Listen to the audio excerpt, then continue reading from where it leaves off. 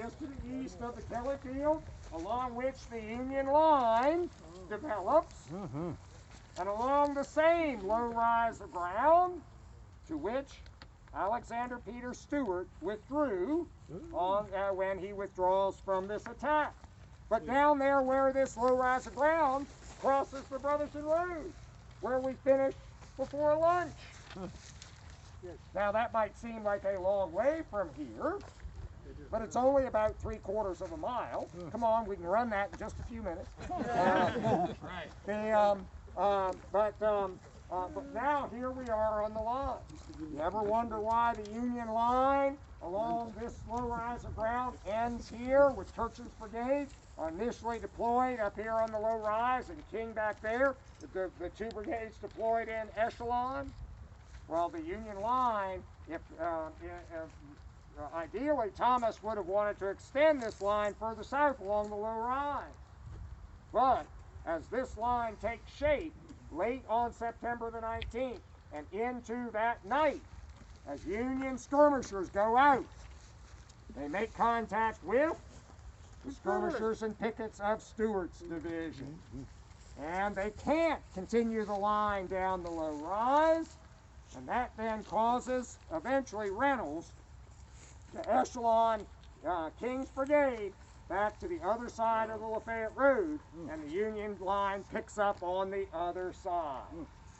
So where Stewart is driven back to is going to wind up affecting the Union line as it's formed that night, late afternoon of the 19th, early morning hours of the 20th.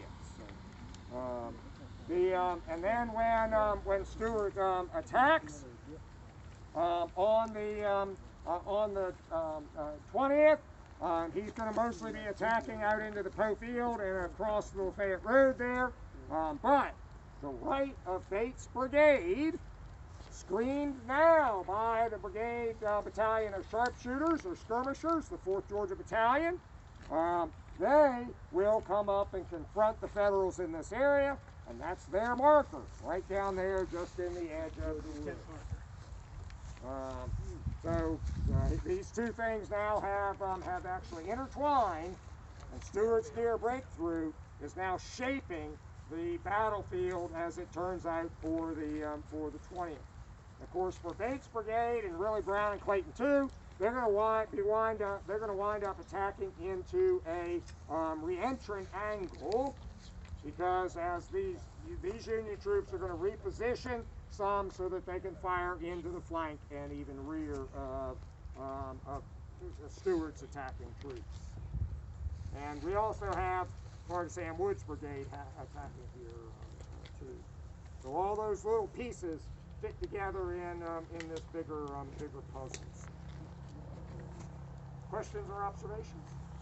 Yes, sir. How does Turchin get from his position along the Brotherton Road earlier back up in here? What's kind of the timeline with that, with Stewart falling back in that direction? Well, when there's a pause or lull in the fighting out there on the line of Johnson's division and on on Johnson's left, Baird's division is going to go back out with Scribner and Starkweather's brigade.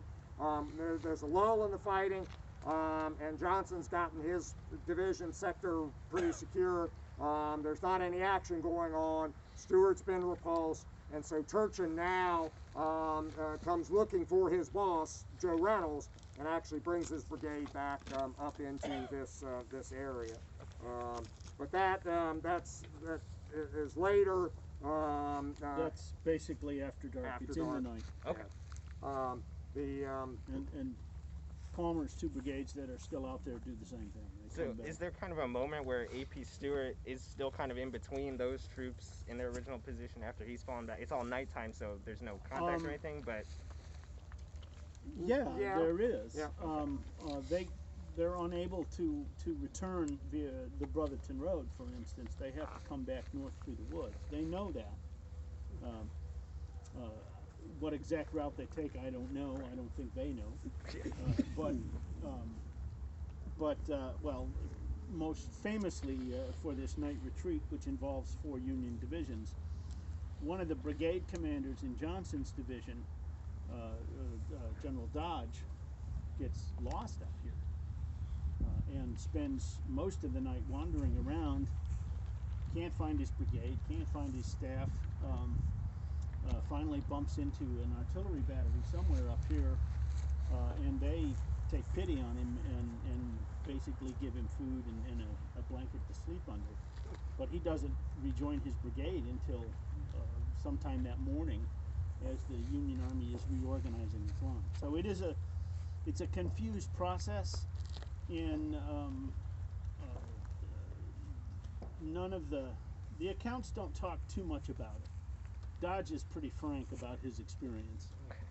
He's kind of unique that way too.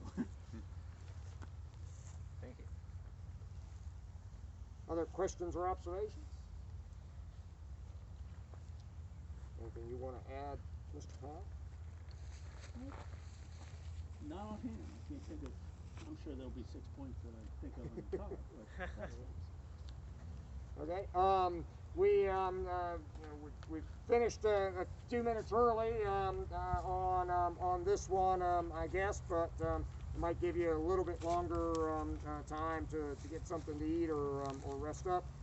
We are going to meet at Gilbert Stevenson Park at 7 o'clock, right, for a roundtable discussion. Anybody who would like to do that. You can certainly put Gilbert Stevenson Park, Fort Oglethorpe, Georgia, in your smartphone and find it.